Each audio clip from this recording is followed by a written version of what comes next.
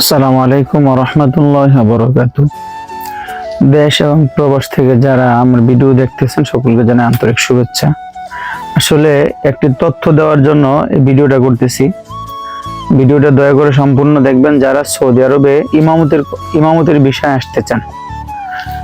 গতকালকে থেকে একজন ভাইয়ের ভিডিও দেখলাম যে উনি আলেম না, সাধারণ মানুষ, সৌদি আরবে থাকে। তো উনি দেখলাম মসজিদে ঢুকে একটা ভিডিও তৈরি করলেন, যারা ইমামতের বিষয়ে সৌদি আরবে ইমামতের বিষয়ে আসতে চান তারা যেন বেতন অল্প হলেও চলে আসেন। এখন উনি বিষয়টা আসলে ক্লিয়ার করে বলেন না ভিডিওর মধ্যে। এটা অনেকে ভুল বুঝতে পারে যে সৌদি আরবে হয়তো ইমামতের কোনো ভিসা আছে আলাদা করে। সৌদি আরবে আলাদা করে ইমামতের কোনো ভিসা নাই। আমি নিজেও ইমামতি করি সৌদি আরবে।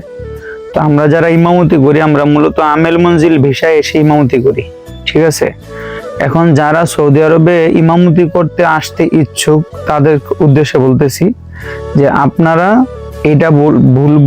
এটা বুঝবেন না যে সৌদি আরবে ইমামতির কোনো ভিসা আছে। বরঞ্চ যদি আপনারা ইমামতি করতে আসতে চান তাহলে অবশ্যই যারাই আপনাকে ইমামতির কথা বলে ভিসা দিবে তাকে অবশ্যই জিজ্ঞাসা করবেন ভিসাটা আমেল মঞ্জিল কিনা। তাহলে আপনার ইমামতি কইরাও পোষাইতে পারবেন, পাশাপাশি আপনার যে আকামা, আপনার যে ফায়দা সেটাও পোষাইতে পারবেন, যদিও বেতন কম হয়। কারণ আপনার আমেল মঞ্জিল ভিসার আকামা হইল 650 রিয়াল। তাছাড়া যদি আপনি আমেল আইডি ভিসায় আসেন সেক্ষেত্রে আপনার আকামার খরচটা অনেক বেশি পড়বে।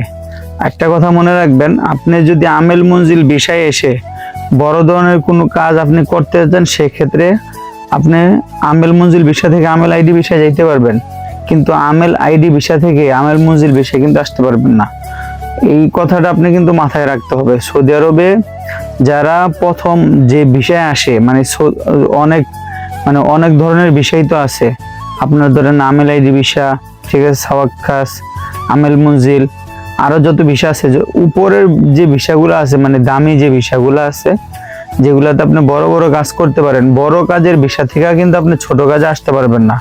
আপনি চাইলে ফ্রি ভিসায় আসছেন, আমেল আইডি যেটাকে আমরা বলি, এই যে লোড আনলোড ভিসা, যেটা এই ভিসা আপনি আসার পরে যদি আপনি চিন্তা করেন যে আমেল মঞ্জিল ভিসায় যাবেন কারণ এখানে ফায়দা দেওয়া লাগে বেশি, আকামা খরচ বেশি, সেটা কিন্তু পারবেন না। এই জন্য যারা সৌদি আরবে ইমামতি করতে আসতে চান অবশ্যই যে আপনাকে ভিসা থেকে জিজ্ঞাসা করবেন আমেল মঞ্জিল কিনা, ঠিক আছে, তাহলে আমেল মঞ্জিল ভিসায় আপনি সৌদি আরবে ইমামতি করতে আসতে পারেন।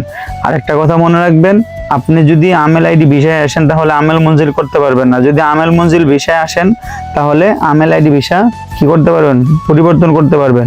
ছোট থেকে বড়তে যেতে পারবেন, কিন্তু বড় থেকে ছোটতে আসতে পারবেন না।